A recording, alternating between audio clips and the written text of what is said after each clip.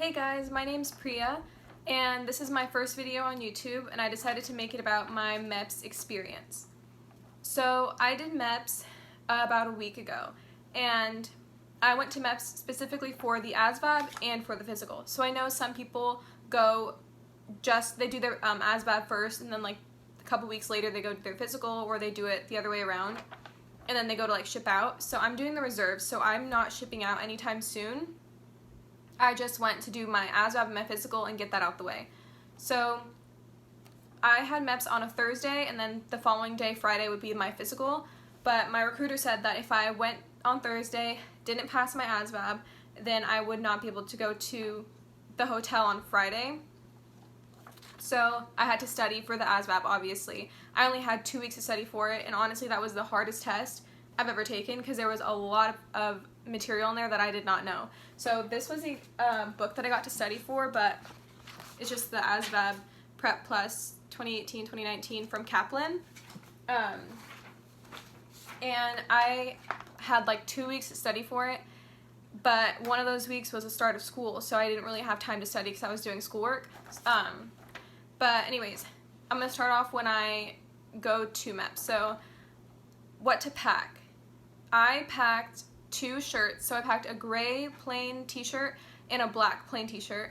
I packed jeans that were not skin tight because my recruiter said do not wear anything skin tight, nothing inappropriate, just comfortable clothes that you are comfortable sitting in all day. 2 pairs of socks, and I just wore Converse because you're sitting down, it's not like you're walking around all day.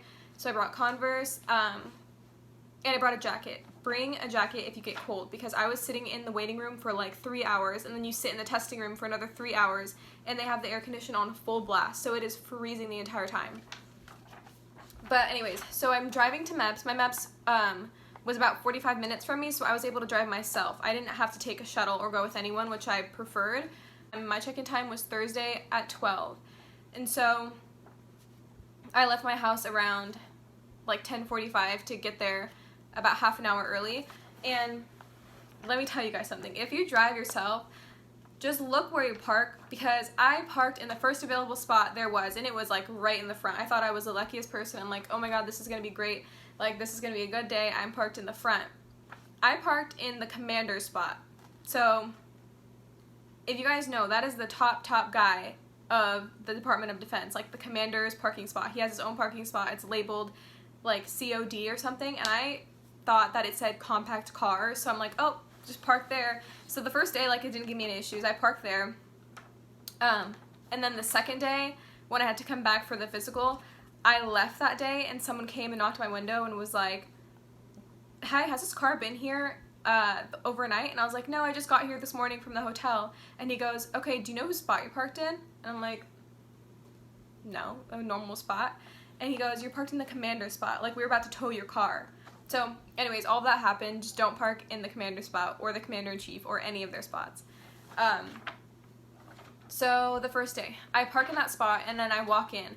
And when you walk in, before you even enter the building, you have to wait out front for the police guy to come and let you in. So you have to show him your social security card and your ID. And once you do that, you're allowed to walk in. You put your bag down. It's kind of like an airport. You put your bag down, you take like your jacket off. If you're wearing nice shoes for men, you have to take your shoes off. But you take everything off and you walk through the little scanner, the body scanner, and then you get your bag. Everything's good to go. If you have anything like any contraband or anything, they'll take that away from you. So once you're in there, you go and you line up and you check in. When you check in for the first time, you have to do a fingerprint scan. So they have you stand in front of like this thing. You have to stand there. You have to look. Don't smile. If you smile, they'll probably yell at you.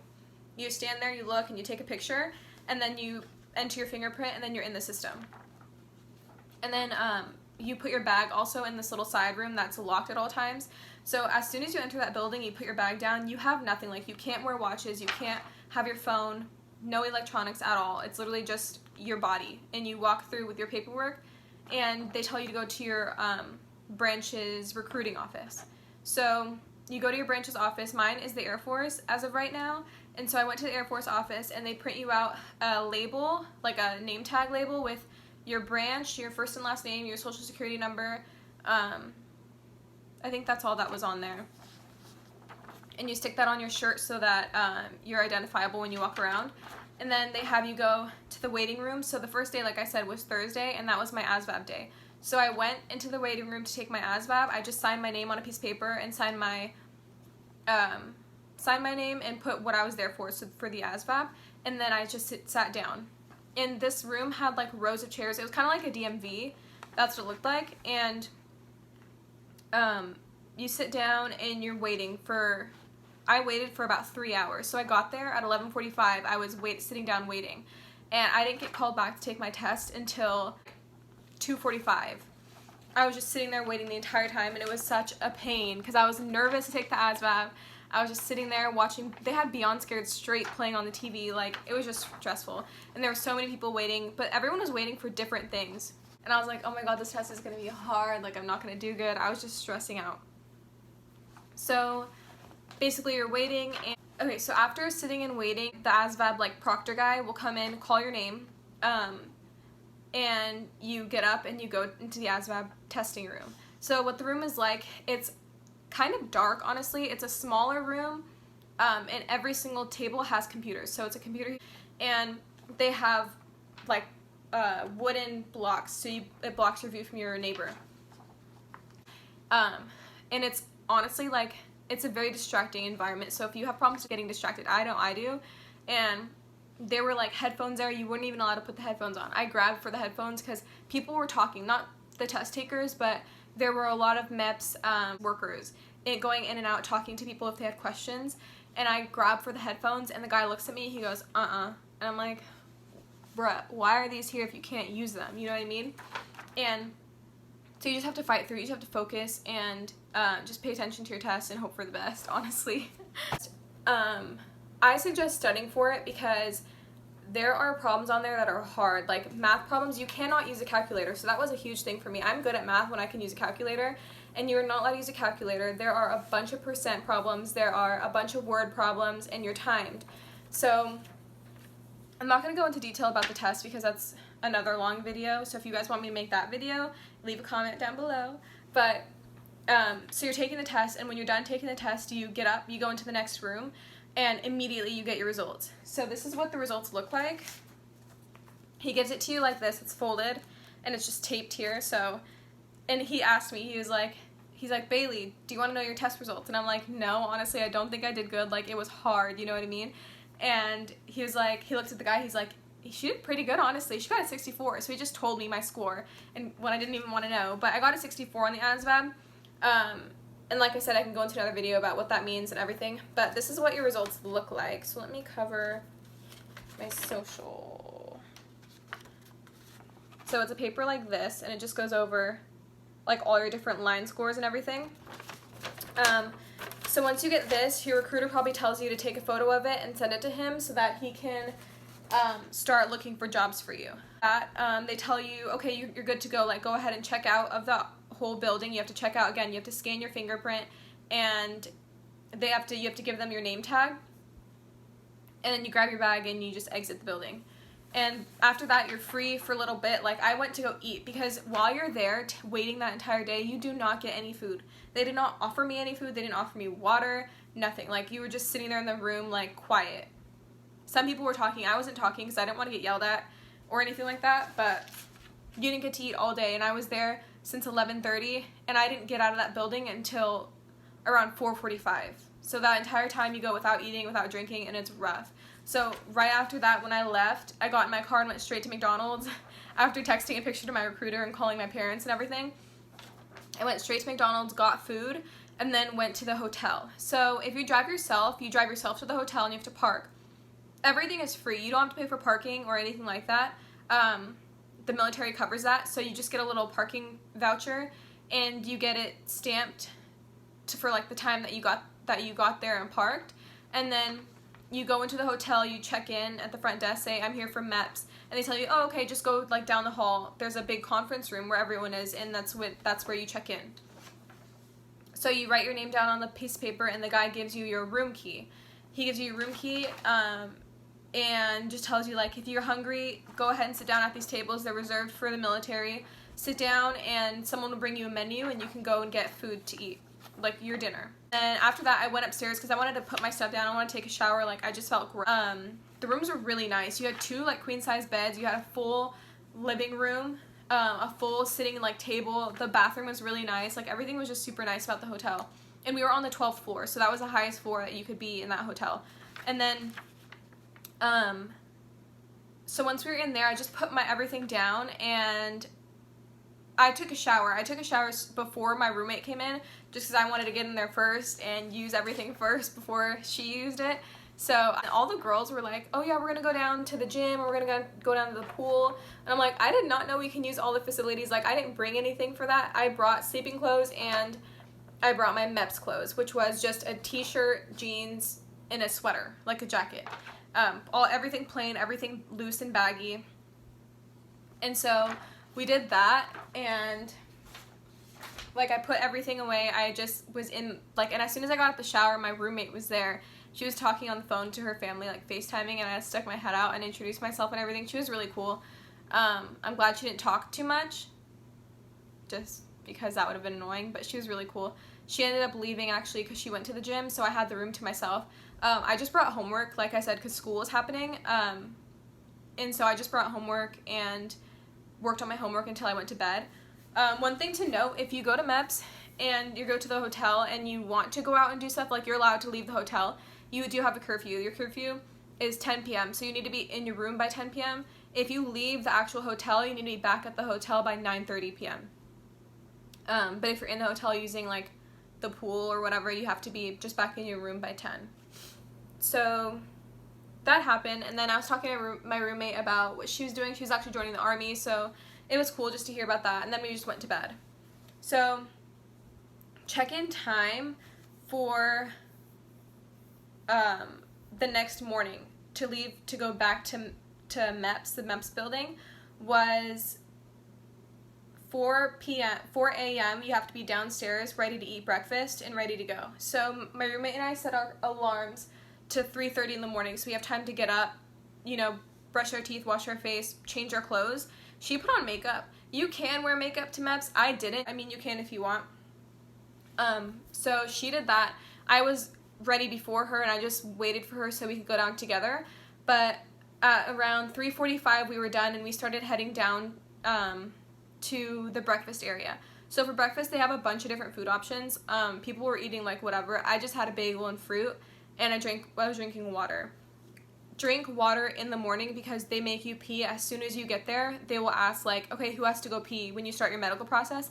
And if you don't have to pee, you will get delayed and have to wait like a couple of days before you can even go back, or weeks or something like that, something crazy, and your whole process gets delayed.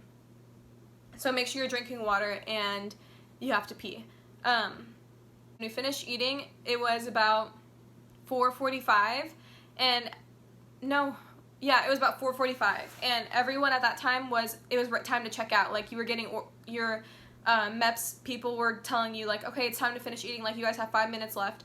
Everyone is done putting their dishes away, and you start lining up outside.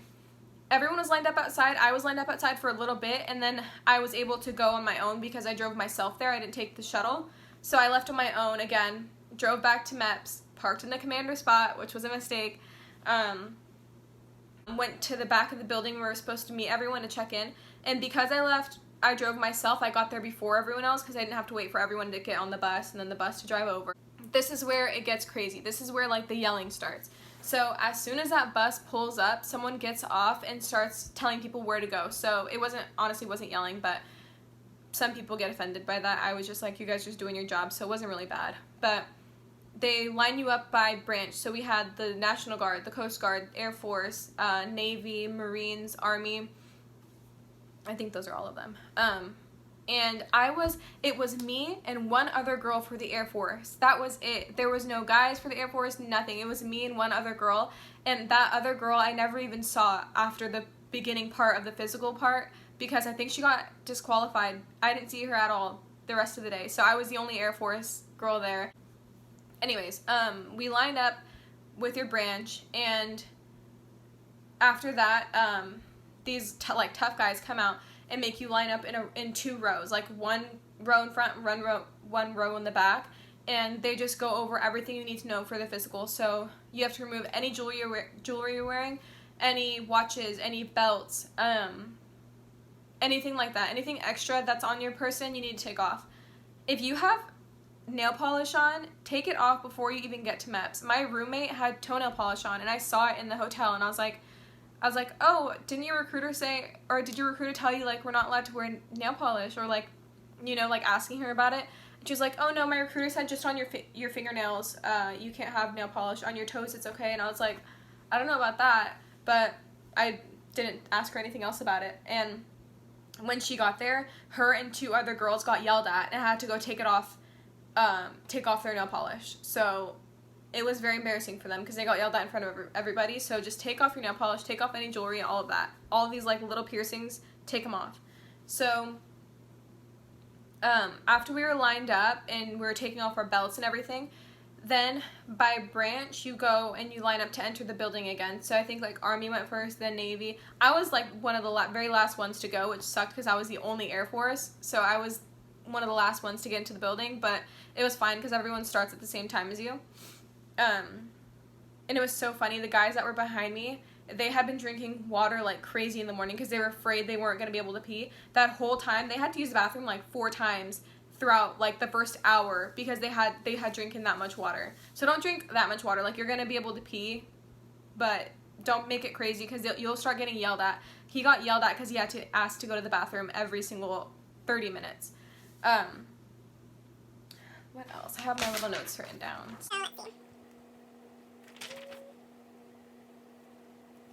Okay, so when you go into Meps, again, you put on your little name tag. You get a new one, I think, and you have a row of stickers that have blank boxes, and you highlight every station you go to, like your hearing station, your vision station, your ear station. You color off that you've checked.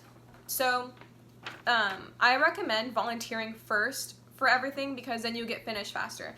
But before all of that, you're seated in a room with everyone, and you get paperwork that's like your request for examination form, all those different types of forms. If you have tattoos on your body, you get a whole different form. And in that room, you put everything in order, and you get taken up one by one to do your blood pressure, and then they ask you questions about your eye color, your hair color, stuff like that. And they just are writing everything down if you have any tattoos. And then you get your briefing in the morning, and that's just when they go over like everything about the Department of Defense, who the first commander ever was, stuff like that. It took about an hour. And then after that, you start your medical process. So I volunteered first to get my blood drawn because I wanted to get the process over with. Needles don't scare me at all. Some people were scared of them, but the guy drawing your blood did a really good job. He just stuck the needle in like right away and took out the blood, and that was it. He bandaged your arm up, and you don't have to keep the bandage on. It gets really tight. I took mine off like right away because it was uncomfortable. And then the next station I went to was the ear station. So the lady like checks your ear with a light to make sure your ear is clean, I think. And then the next station I went to was to go pee, and I wanted to get that over with. So I went to go pee. So how this works is you sit on a toilet, you and one other girl go in, and then the nurse. You go in, you have to have the door open, you have to put your pants all the way below your knees, and she watches you pee in a cup so that you're not putting any fake pee in there if you've done drugs the other day or anything like that. And you have to pee in the cup, screw the lid on, finish your business, and she's watching you this entire time. And then you have to get up, put your pee in front of you, label it with your initials, and while you're there, they also do a pregnancy test for women, and they do a drug test or something like that. And then they take a little extra pee to send off for other testing. And then you get to wash your hands, finish everything, wash your hands, and you're on to your next station. After I peed, that's when I did my initial interview. So the lady doctor pulls you into a room and asks you a bunch of questions. So every single question that you filled out with your recruiter that's where you're going to get asked again, and you need to make sure you say the same thing that you said with your recruiter. So she asks if you ever had any surgeries, ever had any asthma, any health problems at all. She goes over with and asks you fast, so it's kind of hard to answer the questions because you're like, wait, did I? Like, you get all scared. But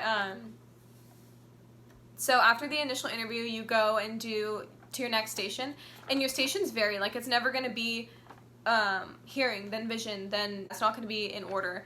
But I went on to the hearing test after that, and this one is kind of cool. So you go into a little room, and you just put on the headphones, and you have a clicker, and you hear a bunch of different frequency levels, and every time you hear it, you just click the button. It was really easy, but then at one point it feels like you're making up sounds in your head just to click the button because you think that you're hearing something.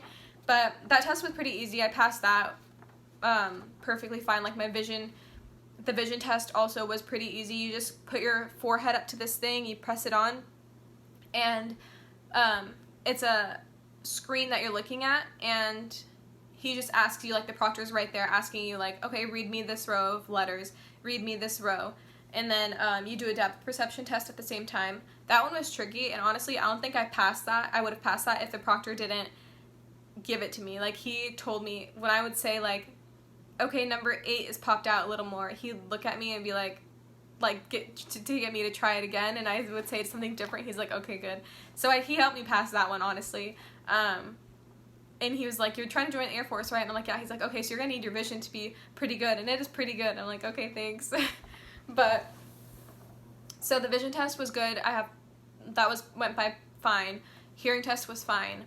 And then after those tests, the P test, the blood draw, after all of those, then you go into the medical room to do your physical test with the exercises.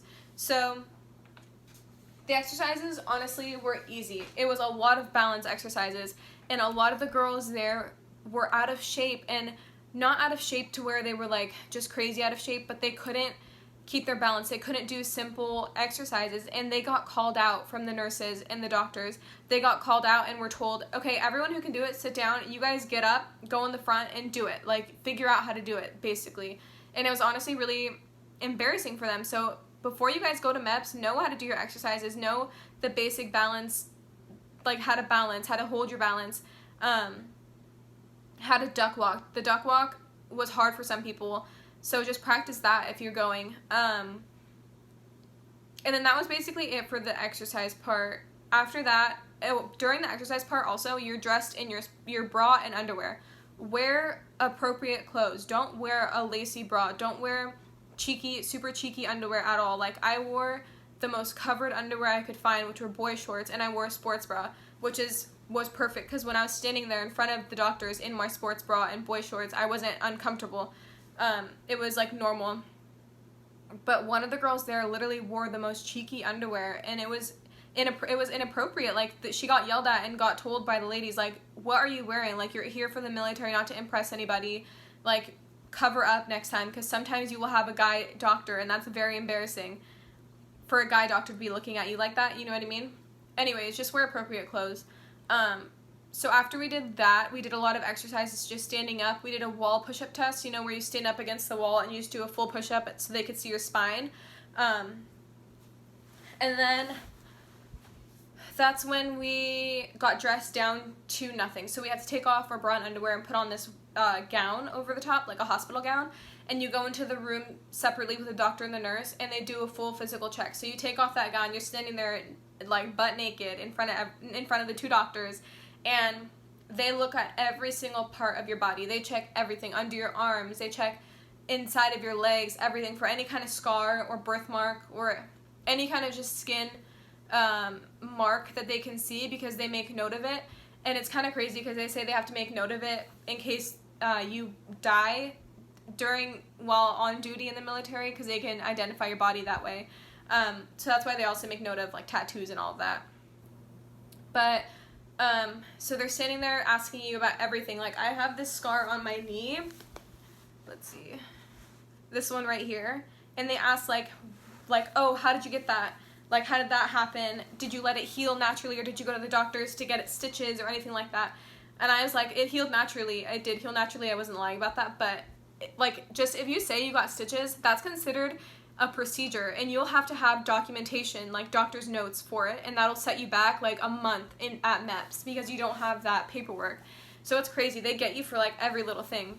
So just don't lie. Like, it's honestly better to tell your recruiter every mark, scar, procedure you've ever had done so that you get the paperwork for it and that you don't get set back at Meps, because that's not going to disqualify you. Like, a scar that you had stitched up is not going to disqualify you, but they will need paperwork and it'll set you back a good while for you to be, like, processed. So you're standing up, they check everything like that, they check all your birthmarks, make note of them, and then you do the table. You have to sit on the table, and that's where you, like, get your lungs checked, your heart checked, everything like that. Make sure your breathing's okay, you don't have any, like, heart murmurs, nothing like that.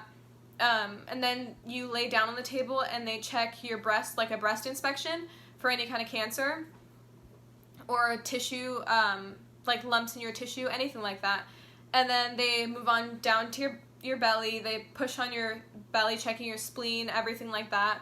If you have any tenderness there, just say no, because that will cause you a whole bunch of issues. You probably get disqualified, honestly, if you have any pain or anything like that. And then they check your pelvic area. They do a pelvic exam, and I heard some people they checked their butt. They did not check my butt, thank God. They just checked, you have to get on a table, you know, put your legs out like you're getting a pap smear, that kind of position. They checked for like 2 seconds and that was it. So it was really easy for me. Nothing too bad. They didn't even touch you, nothing like that. It was just a check. And then that was it. I got up, I went back out to the room where all the girls were sitting, and I just got dressed again, and I was able to get up and go. And after that, you check in at the front desk, make sure all your paperwork is good, make sure you passed your physical, and then you do your exit interview. Your exit interview is the easiest thing ever. It was just this doctor. This was a guy doctor for me. I just went in his office, handed in my paperwork, you know, said hi or whatever, and he just went over everything, said, okay, looks like you're pretty good. You passed everything perfectly. You have perfect vision, perfect hearing, all of that. He signs your little paper, and you head out, and that's that. You call your recruiter, let him know everything went good, and yeah, that was it. But yeah, let me check my list to see if I missed anything. Yeah, don't forget to volunteer first for every test, because once you're done with the test, you move on, you stand in line, the guy tells you, okay, Bailey, go to hearing. When you're done with that, you go to the next one. Like, it's quick. You'll be the first ones out. Also, it's ladies first always, so the guys are always last, because even when you're in line, like, I felt bad. These guys were waiting for a long time, but they would be sitting at the hearing station waiting to be next to go in to do the hearing test, and they get told, gentlemen, stand up, move over one seat, like, let her sit down, she's up next. Like, they had to wait the entire day. What else? Your recruiter will give you this paperwork for Meps, telling you, let's see,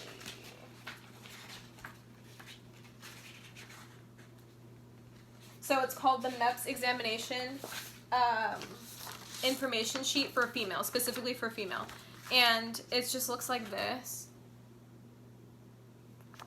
and it has everything you're going to go through. So head, face, neck, and ears, they check all of that. They check your eyes, the vision test, obviously, nose, mouth, tongue, teeth, throat.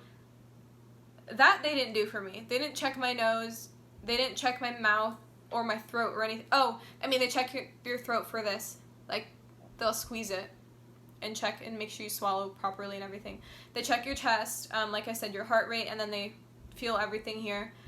Your abdomen and your bone and joint alignment. That's a big one. So the exercises are a big one. That's when they see physically, they are looking at you naked and making sure all your joints work, all your bones work, nothing is off. These girls couldn't do some of the movements, their legs wouldn't move that way or something, and they got called out, and I'm pretty sure they got disqualified because they couldn't do simple movements like that because of I don't know, they just couldn't do it. So honestly, practice that. Like, that's a big one. And then, like I said, what to wear, just wear comfortable clothes. Let's see. And then specifically, since I'm joining the Air Force Reserve, I have like all these paperworks about all the benefits that I would get as a reserve, benefits for the Air Force and all of that. I can do a separate video if you guys want to see that too, because that's pretty interesting, because you kind of have to go to a recruiter to see that, and if you don't want to go to the recruiter, you can just watch my video, because I'll go over everything. But yeah, I think that's pretty much it for this video. So thank you guys for watching. you guys can comment down below what you want to see regarding Meps. I'll probably do, when it's closer to basic training, when I have to ship out to basic, I will do like a pack with me video, like what I'm packing, and have everything like laid out for you guys to see. I think that'll be cool. I can do an ASVAB video if you guys want. Like I said, I got a 64, which is pretty good. A lot of the people we're talking to some of them got really high scores, but a lot of them didn't get very high scores, so I can do video on that, and like what the score means and everything like that. So yeah, thank you guys for watching. See you in the next one.